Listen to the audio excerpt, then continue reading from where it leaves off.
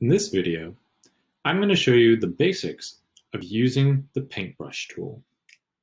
So, the paintbrush tool is over on the left side, and we can see that it looks like a little bit of a brush. When I click on it, sometimes it'll give me options, sometimes it won't, depending on the different the different setup that you have. Some of the other ones that are there are the pencil tool, the color replacement tool, and the mixer brush tool. All of those have the same hotkey of B, but the paintbrush tool is the most standard. Up near the top, there are a bunch of different ways that we can edit this. And we can see that right now, I have my brush, and I have the way that my brush looks. We can see that this is a soft brush, so I'm going to make it a little bit bigger. We can see that just like in the little picture, it has a soft edge and more defined in the center. Whereas I can change the hardness, and I can bring my hardness up to a lot higher. And then when I draw it, you can see that there's a little bit of a soft edge, but it's mostly a very strong hard edge. I can also change my size, so I can make it a lot smaller. If I use the left and right bracket keys over my enter key, I can make it larger and smaller really quickly.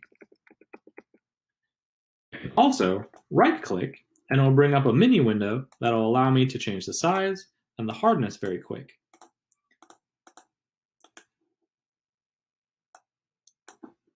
A last way to make changes is if I hold down Alt and Control, or Option and Control, and I click and drag, you can see that I can change how big it is. And if I drag up and down, I can change my hardness. And it'll tell me properties about this in a very quick way. So that can be very helpful for those of you that want to work very quickly. I'm going to undo all these so we can remove them out of the scene. And we'll go to the top and kind of look at other things that we can do. Under my brush properties, right now I'm using one of the general brushes. But there's a lot of different ones. There are dry media brushes, wet media brushes, special effect brushes, and lots of things that you guys can download. And so I can come to a variety of different things, such as the dry media brush, and we can see that this has a more jagged edge, and it changes around. Versus if I come to maybe one of the wet media brushes, and I'll use this smudgy one, we can see that that alters it in a different way. I'm going to change it back to a general brush, except I'm going to bring the hardness down just a little bit. You can change the blending mode, but I wouldn't play around with that too much. But that changes how the top layer blends with the bottom layer. I can change the opacity of the brush.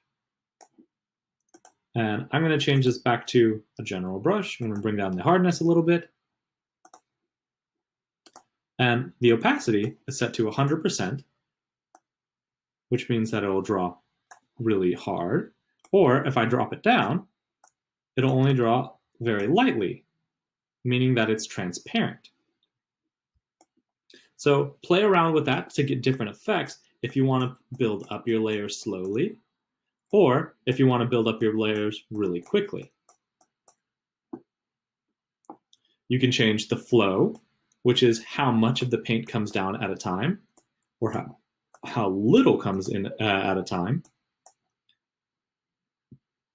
You can change the smoothing, which means that if I draw a squiggly line, it's not going to change it much. But if I change the smoothing up to like really high and I draw a squiggly line, you can see how there's this delay so that I can create really smooth lines. But it's very slow because it takes more of your computer power. Lastly, there's a couple of other little interesting things, such as the symmetry tool, as well as the brush size tool. This deals with pressure. When you're working with a mouse, you only have one pressure, really hard. So it always stays the same. But if I'm working with a stylus, I can do really light pressure, and then I can do really hard pressure. So turning on those little indicators can play around with whether it is always hard when you touch things, or whether it can be soft and then change to hard. So that is our brush tool. Further ways that you can edit this is over on the right side. There are often properties that you can change. So right here, I have my brush settings, and I can change a lot of, I can change how my brush looks. So you can see this creates this little jagged mark.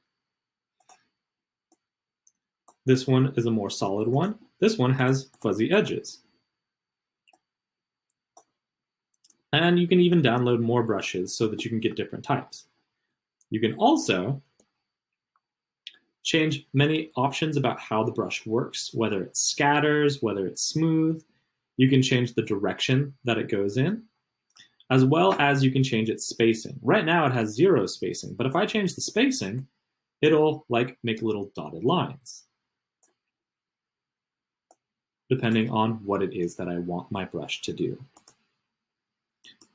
I can also come to my brush library, which is the same as the library that was at the top. And you can see here are my different brushes, and I can play around with those very quickly by using the properties, the different palettes on the right of the brush palette and the brush settings palette. So now have some fun with your brushes.